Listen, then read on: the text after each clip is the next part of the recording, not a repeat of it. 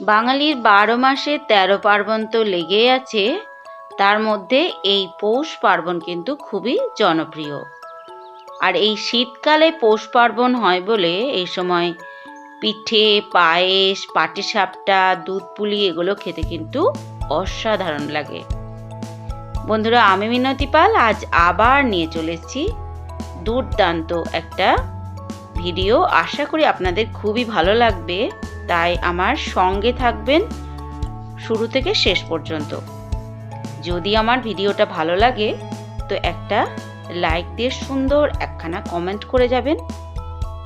আমার চ্যানেলটিকে সাবস্ক্রাইব করে পাশ থাকা বেল নোটিফিকেশন অল করে রাখবেন, যাতে করে আমার নিত্য নতুন ভিডিও সবার প্রথমে আপনার কাছে পৌঁছে যায়। আর অবশ্যই ভিডিওটিতে হাইপ করে দেবেন। তো বন্ধুরা, প্রায়শই আমরা বানিয়ে থাকি, ১২ মাসই আমরা বানাই এরকম তালের সিজনে তালের পিঠে, তালের পাটিসাপটা, কখনো বা এমনি শুধুই পাটিসাপটা। আবার পৌষ পার্বণে তো আছেই পিঠে, পায়েস, পাটিসাপটা, এই সমস্ত বিভিন্ন রকমের পিঠে। তো তেমনই বানিয়ে নিয়েছিলাম, একদিনে বানাইনি, ২-৩ দিন ধরে আমি বানিয়েছি। তো এডিটিংয়ের অভাবের জন্য আর আমি আপনাদের কাছে পরিবেশন করতে পারিনি, তাই একটু দেরি হয়ে গেল এই ভিডিওটা নিয়ে আসার জন্য। এর জন্য আমাকে মাফ করবেন। তো চেষ্টা করেছি সুন্দরভাবে পরিবেশনের জন্য।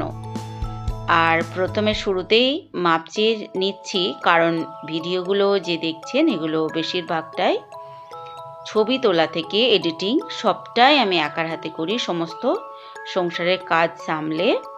তাই একদম পারফেক্ট হয় না, তবু চেষ্টা করি সুন্দরভাবে পরিবেশন করার জন্য। এই জন্য আপনারা একটু সহযোগিতা করে, একটু মার্জনা করে দেখে নেবেন। তো বানিয়ে নিয়েছিলাম বিভিন্ন ধরনের পিঠে, তার মধ্যে সিদ্ধ পিঠে, দুধ পুলি তো ছিলই, তারপরে পাটিসাপটাও বানিয়েছি। তো পাটিসাপটাটা সবটা শেয়ার করতে পারিনি, যেটুকুই শেয়ার করেছি সেটুকুই আপনাদেরকে আমি দেখিয়েছি, যতটুকু সম্ভব হয়েছে আমার পক্ষে। তো এই যে পিঠেগুলো বানানো দেখছেন, এগুলো কিন্তু গত বছরের ছিল। গত বছরও আমি একই প্রসেসে সমস্ত কিছু বানিয়ে নিয়েছিলাম। আপনারা চাইলে আমার চ্যানেলে গিয়ে কিন্তু ভিজিট করে আসতে পারেন, গত বছরের ভিডিওটাও রয়েছে। তার সাথে তালের পাটিসাপটা এই ভিডিওটাও দিয়েছি। তবে তালের পিঠেটা আমি বানিয়েছি ঠিকই, কিন্তু সেটাও এডিটিংয়ের অভাবে আপনাদের কাছে তুলে ধরা হয়নি, তাই এক ঝলক আমি এখানে শেয়ার করলাম। পরবর্তীতে কিন্তু আমি পুরো রেসিপি কিভাবে বানিয়েছি সবটাই হয়তো পরে কোনো দিন আপনাদের সাথে শেয়ার করব। তো আমি তো খুব সাধারণ, তাই আমার ভিডিওগুলো খুবই সাধারণ হয়, তা আপনারা একটুখানি আমাকে সহযোগিতা করে আমার ভিডিওগুলো দেখবেন। তো গত বছর আমি প্রথম দিন সিদ্ধ পিঠে বানানোর পর পরের দিন কিন্তু দুধ পুলি বা দুধ পিঠেটা বানিয়ে নিয়েছিলাম। আর এগুলো আমি খুব তাড়াতাড়ি বানিয়ে নিতে পারি, খুব অসাধারণ লাগে। আমার সত্যি খুব ভালো লাগে পিঠে বানাতে। পিঠে বানিয়ে সাজিয়ে গুছিয়ে খেতে দিতে কিন্তু আমার খুবই ভালো লাগে। তো গত বছরের মতো এবছরের সমস্তটা বানিয়েছি। এগুলো সিদ্ধ পিঠে বানিয়ে নেওয়ার পর প্রথম দিন আমি সিদ্ধ পিঠেটাই পরিবেশন করেছি। তো যেদিন গ্রামের বাড়িতে হয় লক্ষ্মী পুজো, আমরা গ্রামের বাইরে থাকলেও অভ্যাসবশত সব কিছুই আমি বানিয়ে থাকি, কারণ বাড়িতে ছেলে রয়েছে, ছেলেকে খুশি করার জন্য ওকে বুঝতে দিই না যে আমরা আর গ্রামে নেই, আমরা বাইরে আছি। এজন্য সবটাই নবান্ন কিংবা পিঠে বরফ, যেটাই আমাদের যে অনুষ্ঠানটা রয়েছে সেটাই আমি পালন করার চেষ্টা করি। আর এই যে দুধ পুলিটা বানাচ্ছি, এটা আপনাদের একটুখানি হেল্প হবে যে এইভাবে শেপটা দিয়ে নিলে না দুধটা ভেতরে বেশ ভরে ভরা হয়ে থাকে, যার জন্য মুখে দিলে খেতে কিন্তু খুবই ভালো লাগে। তো এই ডোটা আমি রেডি করেছি সম্পূর্ণ নারকেল দিয়ে, নারকেল কোড়া দিয়ে মেখেছিলাম। একটু খোঁচা খোঁচা দেখতে হয়েছে ঠিকই, কিন্তু খেতে হয়েছিল দুর্দান্ত। ওইভাবে বানিয়ে কিছুটা পুর ছাড়া বানিয়ে নিয়েছিলাম, আর এটা পুর ভরা, পুর ভরেই বানিয়েছি। এগুলোকে দুভাবে আমি বানিয়ে দুটো পাত্রেই আমি ঘন দুধের মধ্যে সিদ্ধ করে নেব। আর মিষ্টির জন্য দিয়ে দিয়েছিলাম গুলিয়ে রাখা নলেন গুড়। এই নলেন গুড়টা দিয়ে হালকা আঁচে রাখলে কিন্তু দুধটা ফেটেও যায় না, আর খেতে খুবই সুস্বাদু হয়। আর শেষে অবশ্যই 1 চিমটে নুন কিন্তু দিতেই হবে, যাতে করে মানে স্বাদ দ্বিগুণ হয়ে যায়, দুর্দান্ত খেতে লাগে। যারা দিয়ে খান না তারা একবার দিয়ে দেখবেন, মুগ্ধ হয়ে যাবেন। এইভাবেই প্রত্যেক বছর আপনারা বানাবেন, দেখুন কতটা লোভনীয় হয়েছে। তো আগের বছর প্রথম দিন সিদ্ধ পিঠে বানানোর পর দ্বিতীয় দিন আমি দুধ পিঠে বানিয়ে, সিদ্ধ পিঠেও ছিল সাথে, তো এইভাবে পরিবেশন করেছিলাম। এই বছরও আমি সেই বানিয়ে নিয়েছি। আমাদের বানাতে হয় যেটা কলাই সিদ্ধ, লাউ, মূলো, আলু, বরবটি দিয়ে কাঁচা তেল, কাঁচা লঙ্কা ডলে, আহা, এই যেন মাছ মাংসের স্বাদকেও হার মানিয়ে দেয়। আমার তো দুর্দান্ত লাগে খেতে। তার সাথে পালং শাকের তরকারি, কলাইয়ের ডাল, বাঁধাকপি তরকারি, মাছের ঝাল, ধনেপাতা টমেটো দিয়ে, আর মাছের টক মূলো দিয়ে। তো সবই খাওয়ার পর যেটা অবশিষ্ট থাকে, হেঁসেলের আমাদের রাখতে হয়, হেঁসেল ভরা ভরা রাখতে হয়, তাই আমি সবটাই রেখে দিয়েছি। তো গ্রামেতে কিন্তু বাউরি বলে একটা ব্যাপার থাকে, যেটা বাউরি রাত্রিবেলা দেওয়া হয় হেঁসেলের সমস্ত মূল্যবান জিনিসে। তো এখানে আর এসব সম্ভব হয় না, কিন্তু আমি অভ্যাসগত খাবারগুলো কিন্তু বানিয়ে থাকি। তো ছোট ছোট করে যেগুলো বানিয়েছি এগুলো দুধে সেদ্ধ করব, তাই এগুলো ছোট্ট ছোট সাইজের সমস্ত পুর ভরে বানিয়ে নিয়েছি। আর একটু বড় বড় যেটা বানাচ্ছি এগুলো আমি সিদ্ধ পিঠে বানাবো।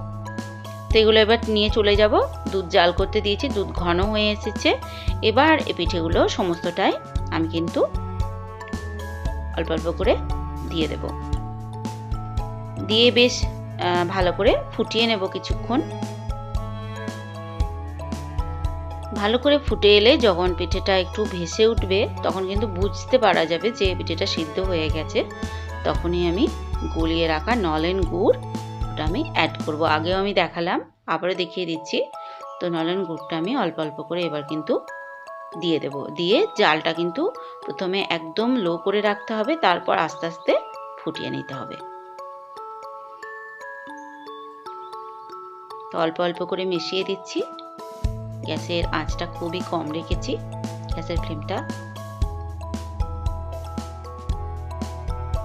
আপনারা তো সকলেই বানিয়ে থাকেন, আমি কিভাবে বানাই সেটাই আজকে আপনাদের সাথে শেয়ার করলাম। এতে করে কি হবে, যারা নতুন রাঁধুনি রয়েছেন তারা উপকৃত হবেন। আর 1 চিমটে নুন, এই যে বললাম নামানোর সময় 1 চিমটে নুন অবশ্যই দিতে হবে। তো হালকা ফুটিয়ে নেওয়ার পর একবার ফুটিয়ে নিলাম। এবার কিন্তু আমি এটাকে নামিয়ে নেব। এদিকে এটা ফুটতে বসিয়ে দিয়ে আমি ওদিকে বাকি সিদ্ধ পিঠে কিন্তু গড়ে নিয়েছি। এবার সিদ্ধ পিঠেটা একটা ডিচকিতে কিছুটা জল দিয়ে 10 থেকে 15 মিনিট আমি স্টিম করে নেবো। একটা ছিদ্রযুক্ত জালি দিয়ে দিয়েছি, তার মুখে পিঠেটা সাজিয়ে দিয়ে এরকম একটা উল্টানো বাটি আমি ঢাকা দিয়ে দিলাম। তো এটা স্টিম করে নিয়েছি। আর এদিকে আবার পরিবেশন করে নিচ্ছি। ছেলে খেতে চাইছে, তাই একটু আগেই ওকে এক বাটি দিয়ে। আর আমার ছেলে এত পিঠে খেতে ভালোবাসে না, যে যেদিন পিঠে বানায় সেদিন কিন্তু ও মানে রান্নাঘরের মধ্যে ঘুরতেই থাকে, কতক্ষণে হবে কতক্ষণে হবে। তো সন্ধ্যে থেকেই বায়না জুড়েছিল। সন্ধ্যে ওকে এক বাটি দেওয়ার পর তারপর আমি আবার রাত্রিবেলা সাজিয়ে গুছিয়ে এইভাবে খেতে দিয়েছি। আর ও পিঠে খেতে এত ভালোবাসে, সারাদিন পিঠে দিলে সারাদিনই খাবে, একদমই পিঠে ওর অরুচি হয় না, এতটাই পছন্দ করে। তাই বানিয়ে দিতেই হয়। তো দেখুন কতটা সুন্দর দেখতে লাগছে, সুন্দর করে পরিবেশন করে নিয়েছি। এটা ছিল তার পরের দিন। তো তার পরের দিন বানিয়ে নিয়েছিলাম ক্ষীরের পুর দিয়ে পাটিসাপটা, সেটা সম্পূর্ণ আর আপনাদের সাথে শেয়ার করতে পারিনি। তো এবার মোটা ঘন করে যে জাল দেওয়া দুধটা নলেন গুড় দিয়ে ফুটিয়ে নিয়ে থালার উপরে ঢেলে কিছুক্ষণ ঢাকা দিয়ে রেখেছিলাম 10-15 মিনিট পর্যন্ত। তারপর আমি এটাকে পরিবেশন করেছি। তো এটা তো খেতে দুর্দান্ত হয়েছিল। আপনারা যারা খান তারা তো জানেনই এর স্বাদ, আর যারা খাননি তারা এইভাবে একবার বানিয়ে খেয়ে দেখবেন। এত স্বাদ হয় কি বলবো, এত স্বাদ হয়। তো আমাদের তো খুব ভালোই কেটেছে। আপনাদের সব কেমন কাটলো অবশ্যই কমেন্ট করে জানাবেন। আবারও মনে করিয়ে দিচ্ছি, এটা তো আমার ক্রিয়েশনের চ্যানেল, তাই আমার সমস্ত রকম ক্রিয়েটিভিটি আপনারা দেখবেন, আমার অনুরোধ রইল। তবে আজ এই পর্যন্ত। সবাই খুব ভালো থাকবেন, সুস্থ থাকবেন। এতক্ষণ সাথে থাকার জন্য অসংখ্য ধন্যবাদ জানিয়ে আমার ভিডিওটা আমি এখানে শেষ করছি। আবার চলে আসব অন্য কোনো দিন অন্য কোনো ভিডিও নিয়ে আপনাদের সাথে গল্প করতে।